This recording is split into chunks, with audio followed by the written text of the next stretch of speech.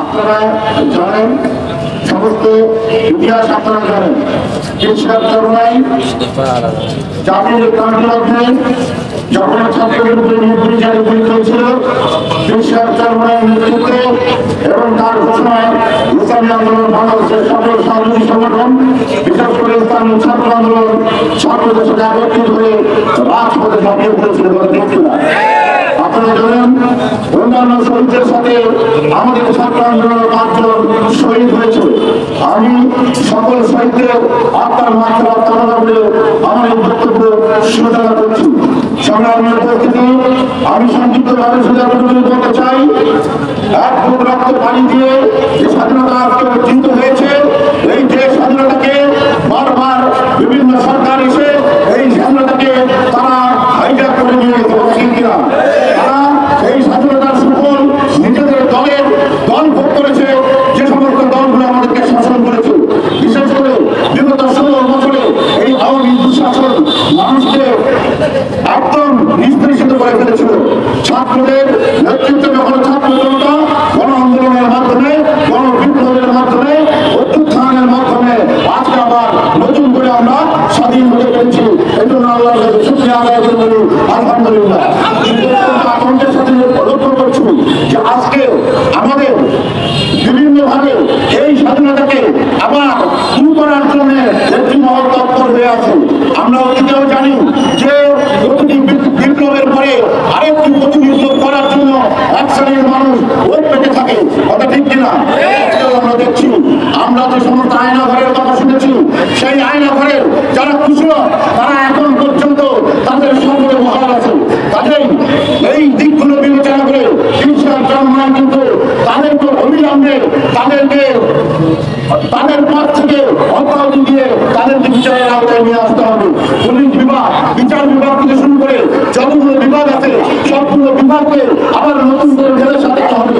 জাতির ক্রান্তি রাখতে বিশ্বের চলমান যে 9টি প্রস্তাবনা, এই 9টি প্রস্তাবনা আমি আপনাদের সামনে পেশ করছি।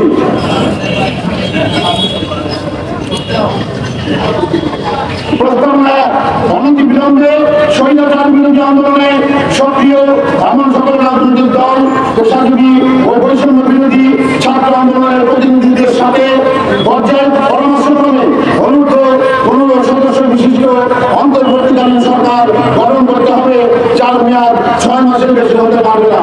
আলহামদুলিল্লাহ, অন্তর্বর্তী সরকার গঠন হয়েছে। আমাদের কৃষক জন্মায় স্বাগত অভিনন্দন জানিয়েছেন। তবে আপনাদেরকে কৃষক জন্মায় এই আহ্বানকে গুরুত্ব দেওয়ার জন্য আহ্বান জানাচ্ছি। 6 মাসের বেশি এর মেয়াদ হতে পারবে না। 2 নম্বর প্রস্তাবনা: অন্তর্বর্তীকালীন সরকারের কেউ পরবর্তী নির্বাচনে অংশ নিতে পারবে না।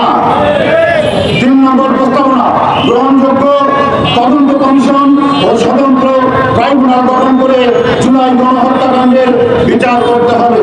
একই সাথে গত 16 বছরে সংঘটিত সকল রাজনৈতিক ও প্রশাসনিক হত্যাযোগ্য গণহত্যা, গুম ও মানবাধিকার লঙ্ঘনের বিচার করতে হবে। তদন্ত সাপেক্ষে আহত নিহত পরিবারকে ক্ষতিপূরণ ও পুনর্বাসনের ব্যবস্থা করতে হবে। প্রস্তাবনা 4: তদন্ত সাপেক্ষে গত 16 বছরে সকল দুর্নীতিবাজ ও বিদেশে অর্থ পাচারকারীদের সকল সম্পত্তি প্রয়োগ করে রাষ্ট্রীয় কোষাগারে জমা করতে হবে এবং বিদেশে পাচারকৃত টাকা ফেরত আনার উদ্যোগ গ্রহণ করতে হবে। প্রস্তাবনা 5: আইন শৃঙ্খলা বাহিনী, প্রশাসন, বিচার বিভাগ সহ প্রজাতন্ত্রের যে সকল কর্মচারী আইন সংবিধান সকল লঙ্ঘন করে অপেশাদার আচরণ করেছেন তাদেরকে বিচারের মুখোমুখি করতে হবে। প্রস্তাবনা 6: দেশের সংখ্যাগরিষ্ঠ জনগোষ্ঠীর চিন্তা, চেতনা ও অনুভূতির বিরুদ্ধে কোন সিদ্ধান্ত দেয়া যাবে না। প্রস্তাবনা 7: নির্বাচন কমিশনকে পুনর্গঠন করতে হবে এবং অবাধ, সুষ্ঠু, গ্রহণযোগ্য ও অংশগ্রহণমূলক নির্বাচনের জন্য সংখ্যানুপাতিক PR পদ্ধতি চালু করতে হবে। প্রস্তাবনা 8: আওয়ামী দুঃশাসনে বিগত 16 বছরে সবচেয়ে ক্ষতিগ্রস্ত হয়েছে এদেশের সাধারণ শিক্ষা খাতের মান ও নৈতিকতা। এই ক্ষতি দ্রুত সময়ের মধ্যে কাটিয়ে ওঠার লক্ষ্যে জাতীয় শিক্ষা কমিশন গঠন করে প্রয়োজনীয় পদক্ষেপ গ্রহণ করতে হবে। প্রস্তাবনাময় হযরত ইমামে কেরাম জাতীয় ধর্মীয় নেতৃত্ব প্রদান করেন, তারা ঈমান আকীদা রক্ষার কাজ করেন। সেজন্য অন্তর্বর্তীকালীন সরকারের উলামায়ে কেরামের মধ্য থেকে প্রতিনিধি অবশ্যই রাখতে হবে। আলহামদুলিল্লাহ, আপনারা জানেন এই দাবিও পূরণ হয়েছে। আজকে উলামায়ে কেরামের পক্ষ থেকে হযরত মাওলানা বিশিষ্ট আলেম ডাক্তার মোহাম্মদ আফমর খালিদ হাসান ইসলামী আন্দোলন বাংলাদেশের শিক্ষা উপদেষ্টা, যিনি এই উপদেষ্টা পরিষদে ঠাঁই পেয়েছেন, আমরা উপদেষ্টা পরিষদকে আমরা অভিনন্দন জানাই এবং 6 মাসের মধ্যে তাদের কাজগুলো দ্রুত সম্পাদন করে একটি সুষ্ঠু নির্বাচনের আহ্বান জানাচ্ছি। এর পর্যায়ে আপনাদের সামনে বক্তব্য নিয়ে আসছেন ইসলামী আন্দোলন বাংলাদেশ রংপুর জেলা শাখার সংগ্রামী সভাপতি আজকের প্রধান অতিথি জননেতা